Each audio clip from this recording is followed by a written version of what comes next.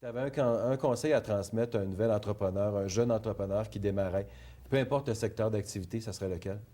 De côtoyer le plus de gens possible, idéalement dans son industrie, mais aussi à l'extérieur de son industrie pour amener justement une ouverture d'esprit, mais sans faire l'erreur de négliger son entreprise pour faire ça, là. Non, pas pour Bien autant. gérer son entreprise et en même temps là, créer un bon réseau de contacts. Et le réseau de contact peut se faire de différentes façons. Et une implication socio-économique dans une organisation professionnelle, un regroupement professionnel ou une chambre de commerce, pour ne pas la nommer, c'est une façon pour toi euh, qui te permet justement d'aller chercher ce qui te manque dans Oui, ton oui, entreprise? oui, oui, tout à fait.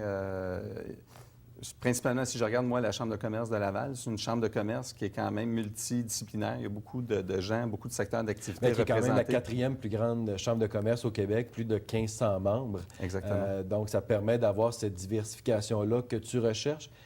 Oui, oui, tout à fait. C'est sûr que ça demande un temps de s'impliquer. Puis parfois, moi, je regarde, là, ça fait pas tellement longtemps que je suis impliqué non plus dans la Chambre de commerce, mais dans les premières années, je n'avais pas nécessairement le temps de le faire. Par contre, je crois que c'est important d'allouer un peu de temps, justement pour, puis que ce soit à travers une Chambre de commerce, que ce soit à travers, il y a différentes formules là, de networking qui existent. Tu m'as, Stéphane, laissé un peu sur ma faim tantôt quand tu parlais là, de tes aspirations futures, de ton implication professionnelle ou économique ou autre, pour ne pas la nommer la politique.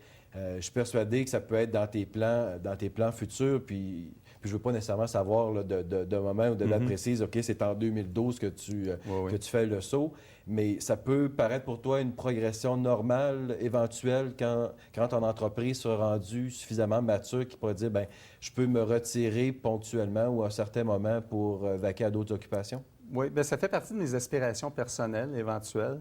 C'est sûr que j'ai pas d'agenda en place actuellement, mais c'est quelque chose que j'aimerais. Mon implication dans la Chambre de commerce m'a un peu amené À côtoyer ces gens-là aussi. Exactement. Donc, c'est quelque chose qui m'a toujours un peu fasciné, puis en même Et on temps. se sent à l'aise de côtoyer ces gens-là? Oui, ben moi, oui. Puis je pense pas que quelqu'un devrait se sentir mal à l'aise de les côtoyer, là. Parce que c'est toujours une perception qu'un entrepreneur va avoir, OK, s'il y a des liens qui développent ou des relations d'affaires et professionnelles qu'il peut développer avec le milieu socio-politique et économique, je vais le mettre dans ce même chapeau-là, peut être néfaste, peut avoir des conséquences différentes pour l'entreprise. Si je comprends ce que tu me mentionnes, tu n'as pas cette perception-là. Là, Non, non. Disons que je pense qu'il y a peut-être des mauvais exemples, mais je pense qu'il y a plusieurs bons exemples de gens qui sont impliqués et qui ont apporté beaucoup, sans avoir nécessairement à ce que ça soit au détriment de certaines choses ou en faveur de certaines choses qui étaient néfastes, là. OK.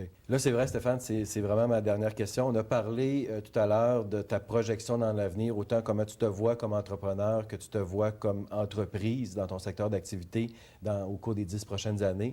Mais le court terme, pour toi, ça ressemble à quoi? Le court terme, on veut vraiment prendre position pour prendre le leadership, si on veut, là, de l'industrie, d'une façon à faire bénéficier l'industrie de ce leadership-là. Pas d'un terme égoïste, notre entreprise, juste prendre le marché dans des fins financières, mais vraiment faire avancer l'industrie. Puis c'est dans ce sens-là que nos prochaines positions ou nos prochaines décisions qu'on prend, que ce soit nous ou avec nos manufacturiers, on le fait dans le sens, un sens d'industrie. Ben, j'ai déjà hâte de voir ce que ça pourrait être, Fernand Corbeil, produit horticole dans les prochaines années, et de voir comment l'entrepreneur que tu es s'est développé et s'est positionné. Tu l'as fait déjà admirablement bien, et comment ce positionnement-là va se poursuivre autant dans ton industrie que dans la communauté lavalloise. Stéphane Corbeil, merci beaucoup de ta visite. Merci, Martin. Je pense que ça nous a permis aujourd'hui de connaître une entreprise qui est quand même bien implantée dans son milieu, mais qui est peut-être un peu méconnue, évidemment, de la population et des entrepreneurs, parce que c'est une entreprise qui est très, très ciblée, qui est dans une industrie que l'on connaît sans nécessairement la connaître. Et j'espère qu'on aura réussi à contribuer un tant soit peu à te mettre en valeur et démontrer l'importance que l'industrie horticulture a au Québec et au Canada. Et on le fera tout autant au cours des prochaines semaines avec d'autres entreprises lavalloises.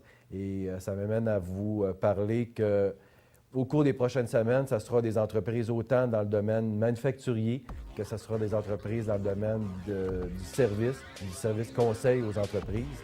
Et c'est un rendez-vous la semaine prochaine pour une autre émission de Vision Affaires Inc. Merci et à la semaine prochaine.